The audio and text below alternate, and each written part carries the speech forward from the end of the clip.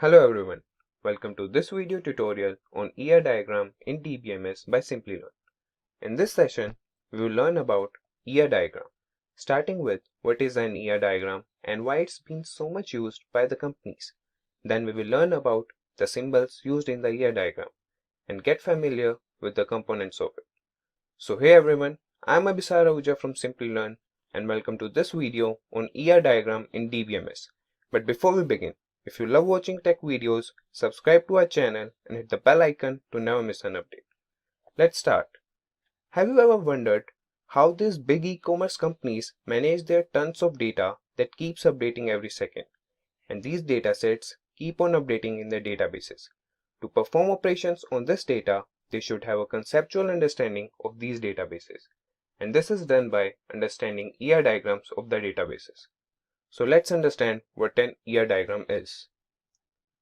An entity relationship diagram describes the relationship of entities that needs to be stored in a database.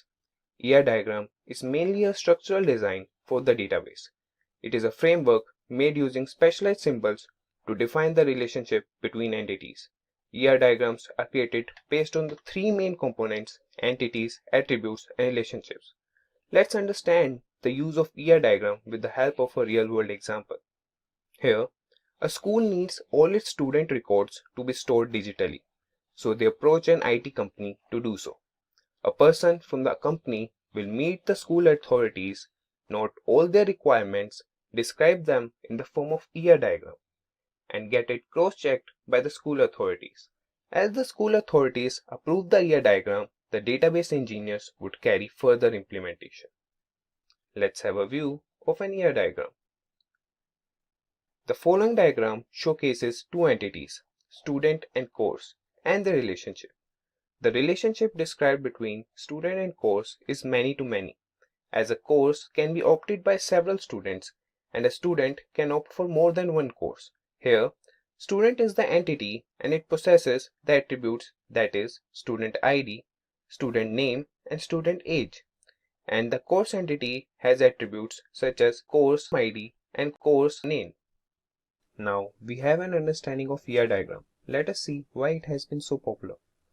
The logical structure of the database provided by ER diagram communicates the landscape of business to different teams in the company, which is eventually needed to support the business. ER diagram is a GUI representation of the logical structure of a database, which gives a better understanding of the information to be stored in a database. Database designers can use ER diagrams as a blueprint, which reduces complexity and helps them save time to build databases quickly. ER diagrams helps you identify the entities that exist in a system and the relationships between those entities. After knowing its uses, now we should get familiar with the symbols used in ER diagram. The rectangle symbol represents the entities, oval symbol represents attributes, a rectangle embedded in a rectangle represents a weak entity, a dashed oval represents a derived attribute, a diamond symbol represents a relationship among entities, double oval symbol represents multi-valued attributes. Now we should dive in and learn about the components of ER diagram. There are three main components of ER diagram: entity, attribute, and relationship. Entities have weak entity.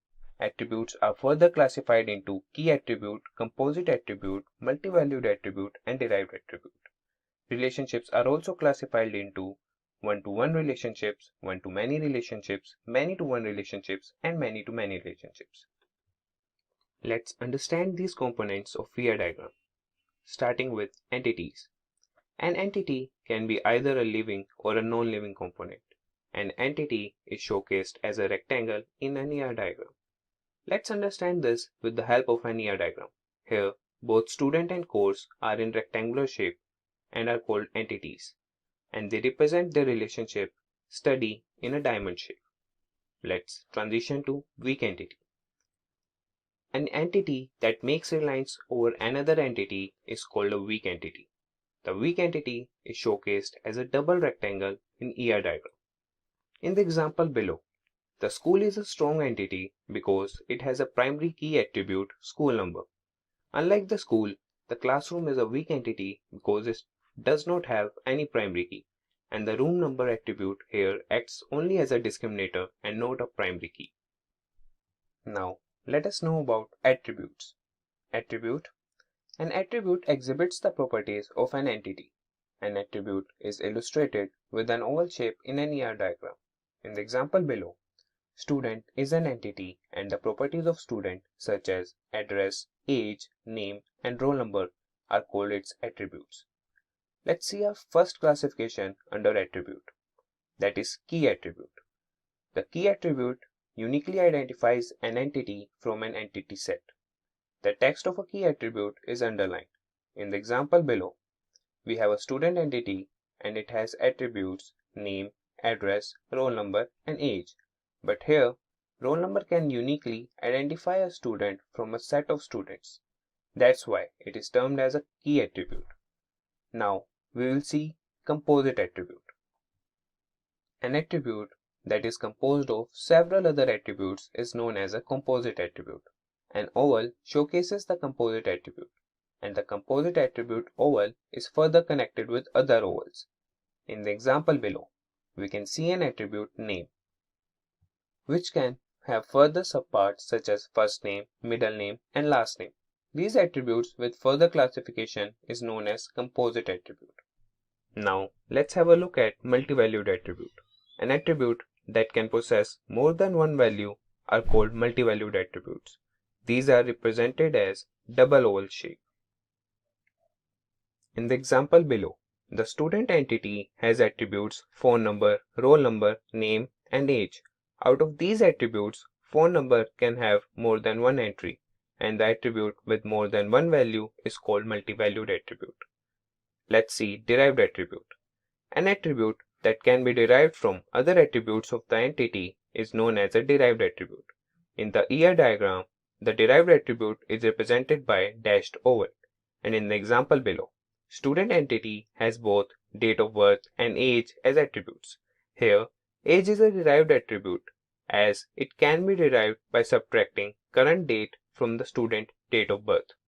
Now, after knowing attributes, let's understand relationship in ER diagram. A relationship is showcased by the diamond shape in the ER diagram. It depicts the relationship between two entities. In the below example, student, study, course. Here, both student and course are entities and study is the relationship between them. Now, let's go through the type of relationship. First is one-to-one relationship. When a single element of an entity is associated with a single element of another entity, this is called one-to-one relationship. In the example below, we have student and identification card as entities. We can see a student has only one identification card and an identification card is given to one student. It represents a one-to-one relationship. Let's see the second one, one-to-many relationship. When a single element of an entity is associated with more than one element of another entity is called one-to-many relationship. In the below example, a customer can place many orders, but a particular order cannot be placed by many customers. Now, we will have a look at many-to-one relationship. When more than one element of an entity is related to a single element of another entity, it is called many-to-one relationship. For example, students have to opt for a single course, but a course can be opted by a number of students. Let's see many-to-many relationship. When more than one element of an entity is associated with more than one element of another entity is called many-to-many relationship. For example, an employee can be assigned to many projects, and many employees can be assigned to a particular project. Now, after having an understanding of ER diagram, let us know the points to keep in mind while creating the ER diagram. First, identify all the entities in the system, embed all the entities in a rectangular shape and label them appropriately. This could be a customer, a manager, an order, an invoice, a schedule, etc. Identify relationships between entities and connect them using a diamond in the middle illustrating the relationship. Do not connect relationships. Connect attributes with entities and label them appropriately, and the attributes should be in oval shape. Assure that each entity only appears a single time, and eradicate any redundant entities or relationships in the ER diagram. Make sure your ER diagram supports all the data provided to design the database. Make effective use of colors to highlight key areas in your diagrams. With that, we have come to the end of this session. I hope it was exciting and informative. If you liked it, please let us know in the comment section. Also, do subscribe to our channel and stay tuned for more from Simplilearn. Hi there, if you like this video, subscribe to the Simplilearn YouTube channel and click here to watch similar videos. To nerd up and get certified, click here.